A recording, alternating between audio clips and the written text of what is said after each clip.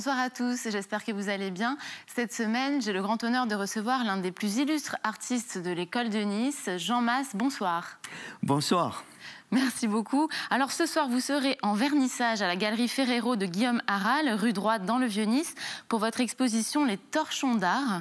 En effet, on dit en art d'une œuvre qu'elle est bien torchée pour exprimer sa perfection. Et vous l'avez pris au pied de la lettre, vous avez créé 8 torchons d'art avec lesquels vous transformez en œuvre tout ce que vous essuyez, c'est ça ? Oui, bien écoutez, tout ça, c'est une histoire qui est liée au fait que pendant le Covid, je me suis évidemment à la transgression. J'ai beaucoup sorti. Je suis allé tous les jours à l'extérieur et je regardais en admiration, comme jamais je l'ai fait avant, les façades des immeubles. Et les façades, eh bien, elles me parlaient par le biais du linge étendu. Et toute cette histoire de linge étendu que j'admirais, que je prenais en photo. Dans les ruelles du Vieux-Nice notamment ? Dans les ruelles du Vieux-Nice, entre autres. Eh bien, ça a fait vraiment un écho à l'étendage. L'étendage, vernissage, repassage, etc. Et avec ce côté sage, eh bien, l'étendage m'a accroché avec l'étang, la philosophie de l'étang de Heidegger. Et l'étang et Heidegger, l'étang de l'être, je me suis dit, mais voilà, là, sans entrer dans sa philosophie, l'étang de l'être, ça renvoie, qu'est-ce qui est l'étang de l'être ? Qu'est-ce qui est l'être de l'étang ? C'est la grenouille. Mais je pense donc j'essuie, c'est ce que vous voulez dire. Et là, vous avez apporté un torchon. Oui, parce qu'il y avait énormément de torchons. J'ai compté les torchons et les serviettes. Eh bien, les torchons, ils prenaient le pas sur les serviettes. Et en admiration, j'ai photographié tout ça, c'est ce qui va faire partie de l'exposition. Et puis le torchon s'est imposé à moi. C'est imposé. Imposé comme ça. Et vous voyez ici, voilà, un petit torchon Jean Mas, n'est-ce pas ? Et je vous le montre. Torchon d'art Jean Mas transforme en œuvre d'art tout ce qui les suit. Et évidemment, il transforme en art tout ce qui les suit, et je me permets, bien sûr, de vous essuyer. Oui. Voilà. C'est le geste qui est particulier, parce que nous sommes là dans un processus dit d'artification. Mais là, vous avez fait quoi en m'essuyant ? Eh bien, j'ai frotté à vous, je pense donc j'essuie, j'essuie, et le fait d'essuyer maintenant, grâce au torchon, c'est un geste qui amène une transformation en œuvre d'art. Je vais vous dire pourquoi, et bien sûr de transformation en transformation, nous sommes là. Maintenant, c'est vous qui êtes à vendre, puisque symboliquement, dans la symbolique de l'art, eh bien, on passe à ce stade de reconnaissance. Mais ce qui importe dans tout ça, c'est l'artification. L'artification, c'est quoi ? C'est le passage, c'est ce qui fait qu'un processus vous permette d'entrer dans le domaine de l'art. Et là, je fais peut-être une référence ou un écho à des écrits, bien sûr, qui font que Nathalie Heinisch, par exemple, a écrit sur ce processus-là, qui permet à quelque chose d'émerger dans le domaine artistique. Alors ce soir, ne manquez pas notamment ce vernissage. Vous exposez vos torchons qui seront exceptionnellement proposés à 850 € pièce au lieu de 1500 €. Alors vous pensez que vos torchons vont essuyer les critiques ? Des critiques, oui, au contraire. Plus j'ai de critiques, eh bien plus j'essuie. Parce que j'ai comme ça traversé beaucoup de critiques avec mes œuvres. Vous pensez bien que depuis mes premiers travaux qui concernent... Oui, on y revient parce que vous êtes, donc je l'ai dit, dans la mouvance niçoise de l'école de Nice depuis les années 60. Oui. Vous avez fait partie aussi du mouvement Fluxus, un non-mouvement. Et tout est parti en fait d'une rencontre avec l'artiste Ben. Comment c'est arrivé ça, votre création en tant qu'artiste ? Comment vous êtes devenu artiste ? Eh bien, l'artiste, par la création, c'est une façon d'être au monde. C'est une façon de s'exprimer, d'être au monde, d'arriver au monde. Bon, comment c'est arrivé? Par le biais d'abord d'une première rencontre, une influence dans les années 63 par là, j'étais très jeune et c'était à Villefranche et j'ai vu l'endroit, la Cédille qui sourit comme ça, mais j'étais pas du tout dans le monde de l'art, hein, j'étais intrigué.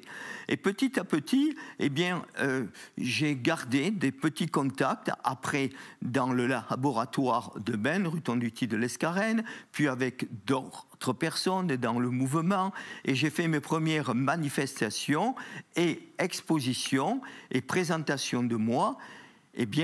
Ma première présentation, disons importante, qui a eu lieu, entre autres, c'était pour l'inauguration de Beaubourg, grâce à Propos de Nice, qui a été un ouvrage, etc. J'ai présenté mes premières cages à mouches.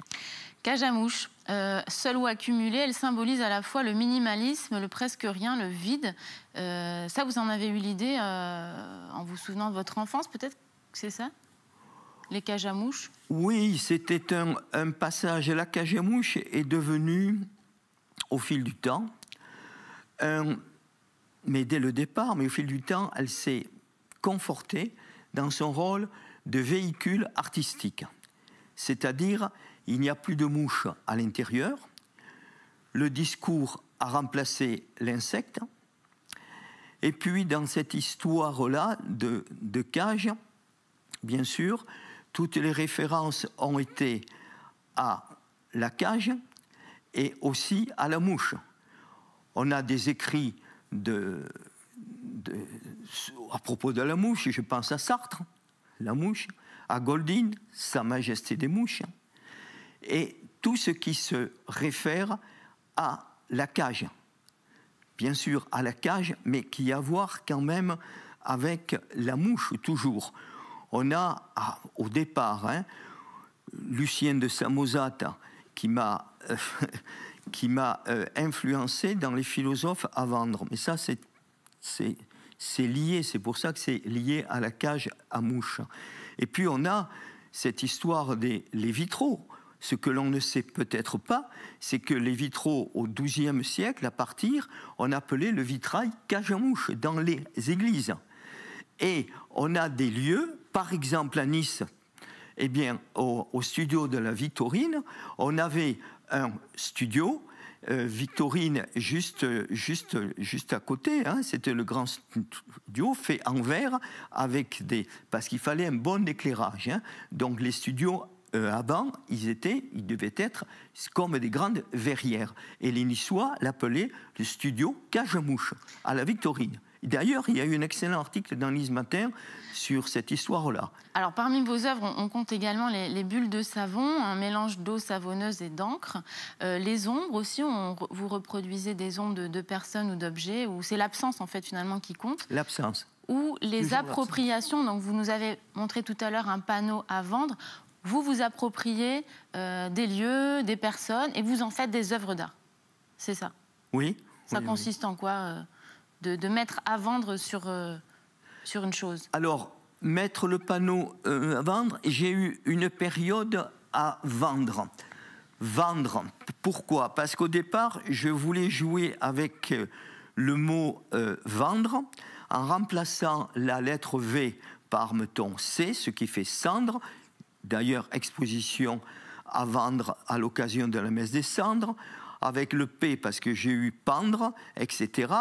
Mais vendre, c'est une façon pour moi de mettre le panneau, et c'est un outil de sculpteur. Lorsque le passant voit un monument public ou un lieu qui apparemment est impensable d'être vendu, eh bien il est arrêté, il est stupéfait et se dit tiens, on va vendre... Par exemple, la plage de Nice. La plage de Nice. Vous l'avez mise à vendre. À vendre.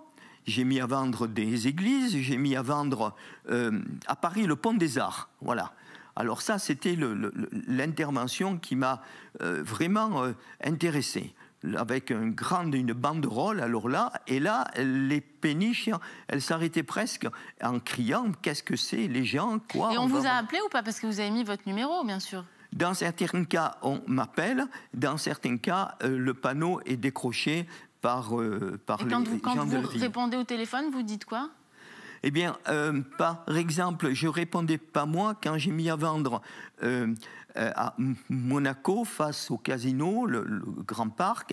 Eh bien, j'avais loué un répondeur et c'était non, ma terre n'est pas à vendre. C'était un chef indien de Seattle qui voulait pas vendre sa terre, etc. Alors, Jean-Mas, il ne nous reste pas beaucoup de temps. En tout cas, quand on pense à vous, on pense aussi au Festival du Peu de Bon Son que vous avez créé en 2003 autour de la lettre P. Absolument. Le son Peu, en fait, qu'on apprend quand on est petit. Vous en avez fait un festival. L'idée, c'était que les habitants créent leur propre œuvre. Et puis ensuite, vous avez invité de nombreux artistes.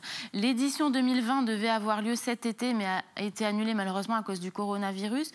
On espère que ça va continuer. Oui, on continuera un peu. C'était la réponse que j'attendais. Et en tout cas, la suite, pour ce soir, c'est le vernissage des torchons d'art. Il faut tout de suite se rendre, donc c'est ce soir à la rue Droite, chez Guillaume Aral. Et donc cette exposition aura lieu. Tout est à regarder sur le site internet. Merci beaucoup, en tout cas, Jean-Mas, d'être venu ici dans l'interview. Mais écoutez, je vous remercie de cet accueil. Et puis, torchez-vous bien, hein, voilà.